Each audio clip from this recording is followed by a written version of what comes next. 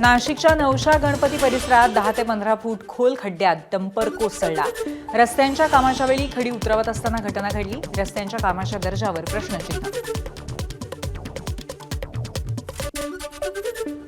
2011 मध्ये रस्त्याचं काम झालं होतं। 15 वर्षांपूर्वी कोणत्या अधिकाऱ्यांच्या नेतृत्वात काम झालं आणि कोणत्या ठेकेदारानं काम केलं या संदर्भात चौकशी केली जाईल।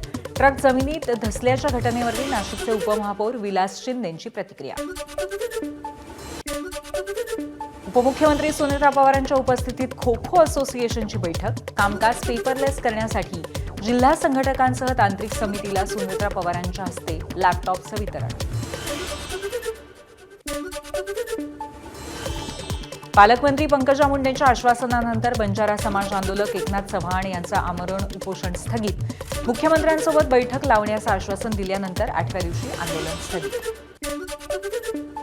सांगलीतल्या केसरकर दाम्पत्याच्या हत्येचा निषेध करण्यासाठी सकल हिंदू समाजाचा मोर्चा। आरोपीला फाशीची शिक्षा देण्याची मागणी। मोर्चाला गोपीचंद पडळकर, संग्राम जगताप आणि महेश लांडगे या आमदारांची उपस्थिती। बीडमध्ये विलास घुले हत्या प्रकरणावरून जिल्हाधिकारी कार्यालयावरती घुले कुटुंबियांचा विराट मोर्चा। सीडीआर चौकशी करून सौरव सोनावणेंवरती कारवाईची मागणी। सुकळी सिंचन तलावाला शेतकऱ्यांचा तीव्र विरोध। प्रकल्प रद्द करण्याची मागणी करत शेतकऱ्यांनी आक्रमक भूमिका। जमीन मोजणीसाठी आलेल्या अधिकाऱ्यांना घेराव घालत मोजणी बंद पाडली। ठाण्यात सलग दुसऱ्या दिवशी मराठी न येणाऱ्या रिक्षा टॅक्सी चालकांवरती आरटीओ विभागाकडून कारवाई। बहुतांश अमराठी रिक्षा चालक गायब। आरटीओकडून मराठी शिकण्यासाठी 1 महिना मुदतवाढ नोटीस। नांदेडच्या किनवटमध्ये आश्रमशाळांची तपासणी। अपुऱ्या सुविधा आणि विद्यार्थ्यांच्या सुरक्षेसंदर्भात त्रुटी आढळल्या। आमदार हिरामण खोसकरांकडून शाळा प्रशासनावरती संताप। गणेशोत्सवानिमित्त कोकणात जाणाऱ्या भाविकांना दिलासा। बसेसवरील 30% अतिरिक्त शुल्काचा निर्णय रद्द। उपमुख्यमंत्री एकनाथ शिंदेंच्या आदेशानंतर परिवहन मंत्री प्रताप सरनाईक यांची माहिती।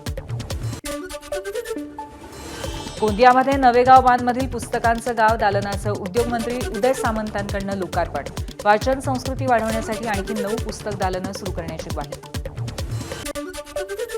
पाटोड्यात लिव्ह इन रिलेशनशिपच्या रागातून जोडप्याला मारहाण करून लुटले सोन्याचे दागिने। शेतातील कडब्याची गंज जाळून 3.5 लाखांचं नुकसान। तिघांवरती गुन्हा दाखल। नागपूरच्या कपिलनगर परिसरामध्ये अंमली पदार्थांची तस्करी करणाऱ्या आरोपीला पोलिसांनी अटक केली। 3 ग्रॅम ड्रग्जसह 2 लाखांचा मुद्देमालही जप्त।